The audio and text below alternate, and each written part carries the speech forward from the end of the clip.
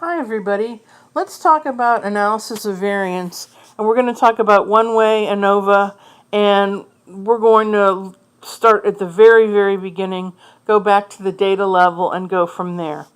So what we have here is the original data set for a small problem, and you will see there are 4 groups, and typically you just get the totals. And this one you have the individual observations.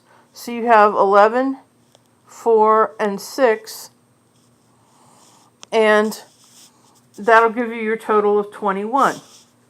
Similarly, you've got 13, 9, and 14, that gives you 36, and so on. You can also get the mean from each of those, so you get the 21 divided by 3 observations, which is 7. You can get the grand total, and the t, with no subscript, is the total of all 12 of the observations. Okay. Also happens to be the total of T1 plus T2 plus T3 plus T4.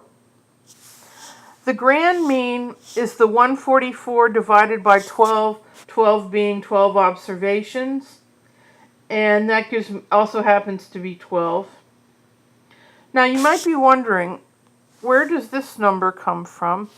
And it's actually pretty straightforward once you see it. Okay, so you see we have 173 here in the sum of squares. How did I get that? I took 11. Let me clean up the pen here. That's okay.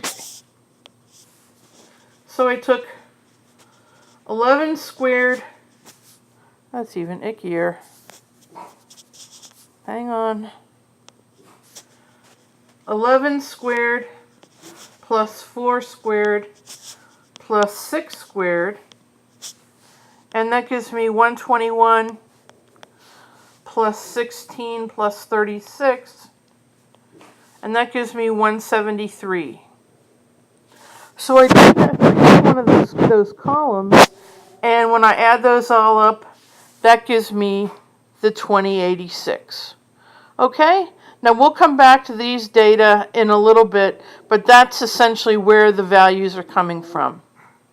Also, one other thing, you might be wondering, what do we do this for? We're actually looking to compare equality of means.